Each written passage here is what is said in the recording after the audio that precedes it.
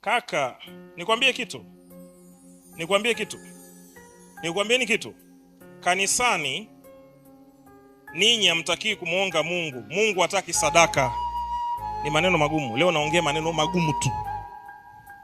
Mungu hataki sadaka. Mungu hana haja na sadaka.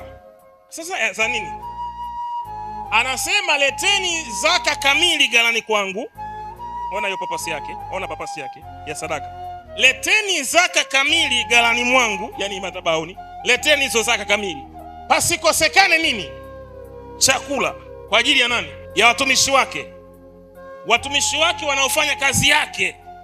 Yani sisi watumishi tunatakiwa tule wapi? Madhabahuni. Kwa hiyo sababu ya kuleta zaka kamili ni ili pasikosekane chakula wapi? Nyumbani mwa Bwana. Chakula ndo bilioni 2. Chakula ndo hoteli. Ndio ndege, ni chakula iko. Dini ni biashara. Wamegeuza kuwa biashara.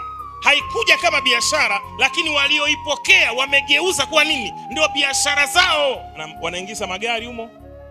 Tunaitwa wote matapeli. Wengine tunaumia kuitwa matapeli kwa sababu tunajua nafsi zetu.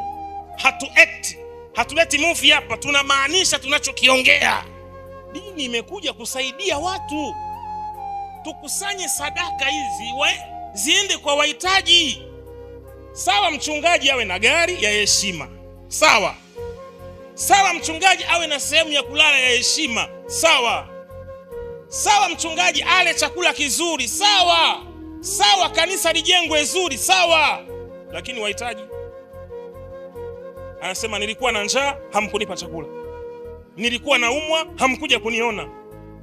Nilikuwa gerezani,